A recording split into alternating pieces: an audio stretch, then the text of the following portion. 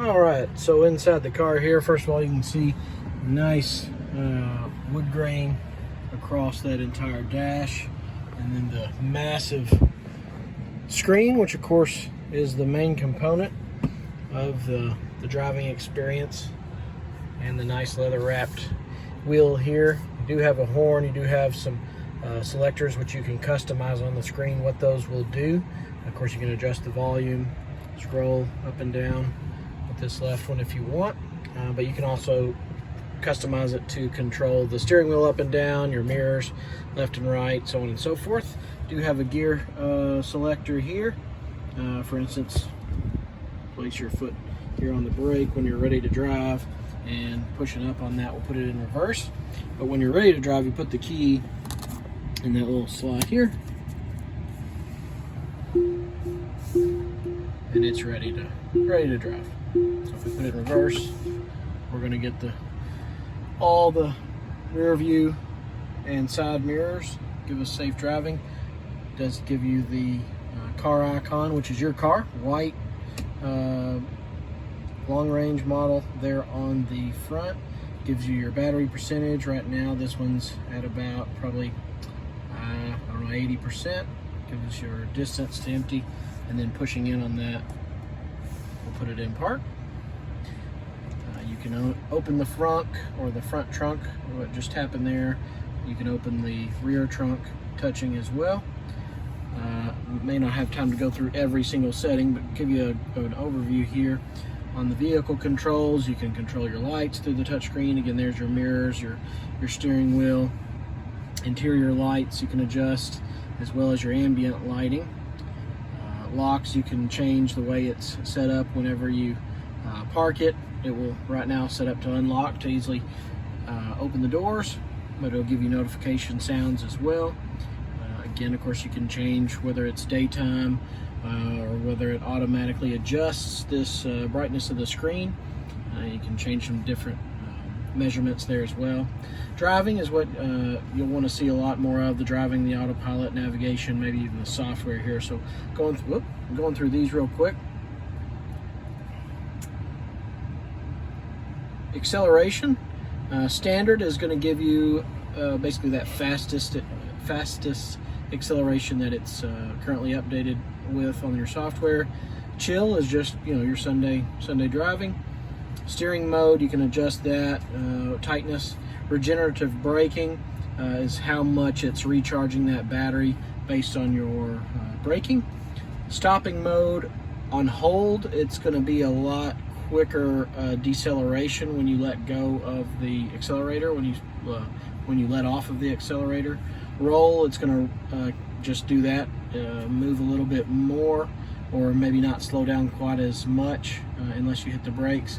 And creep is the same thing, just not quite rolling quite as hard. Autopilot, this is equipped with the autopilot program. So you've got the auto steer. That is the cruise control that will allow the vehicle, they call it engaged cruise control. So it will take certain turns without hands on the wheel, but you don't want to go to sleep or anything like that. It will not allow you to plug in a destination in your navigation and then drive to it that way. It's not the full self-driving the way it's programmed now. But now that may be something, if you wanted to upgrade to in the future, you can do that through Tesla's app for an additional fee, I'm sure. But it does have the full self-driving visualization preview.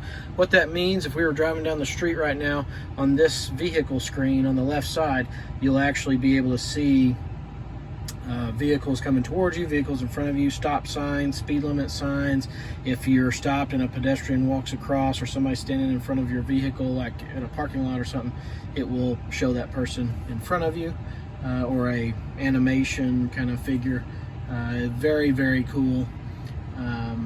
So this is more of your cruise control settings. You can adjust this to go the speed limit, or right now it's set to go 5 over the speed limit. Forward collision alerts, you can change the sensitivity of that, as well as the lane departure system, and of course obstacle awareness, blind spot warning systems as well. Your navigation, You've got all your different options here, as well as different ways to program the routes based on where you're at. You know, if you're in Florida, you want to avoid toll roads, you can do that there. Safety and security. Right now it's limited to 90 miles an hour, the way it's currently set up, if you were to turn on the speed limit mode. Now, don't think that this is limited to 90 miles an hour. That's only if you were to turn this speed limit mode on and then keep it at 90. Of course, you can adjust all of that. Sentry mode would need to be set up, from my understanding, once you set up the app through Tesla.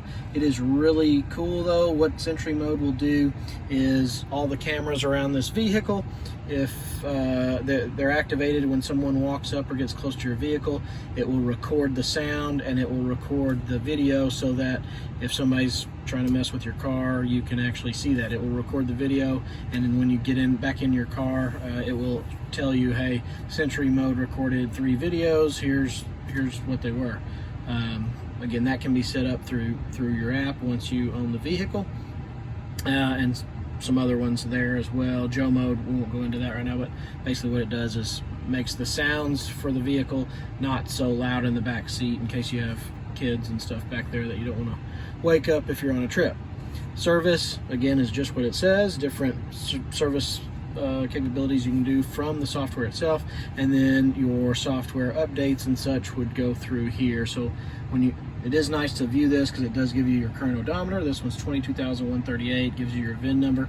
Of course, it does have the autopilot package, gives you your current software. Actually, this one is just has a recent software update for navigation, so we'll get this hooked up to our Wi-Fi and finished. Looks like it's about halfway done there. So very nice to be able to update features. That's the future of cars, is this software that you can just update and make your car almost like a new car. Again, another brief overview looking around the inside of this Model 3. Again, you've got the sportier pedals there as well, and looking inside the glove box, little cubby hole there, but you move that and you've got a little bit more space. This is a magnet. You just tap that, you've got a deeper console area. You don't want to close it too hard. Whoop. It'll warn you if you push too hard. Just a little magnet. And then you've got your wireless phone holder there as well. So again, that is the interior here of the Tesla Model 3. Again, this one is stock number 621091, long range dual motor all-wheel drive here at Paducah, Kentucky, Perkins Motorplex.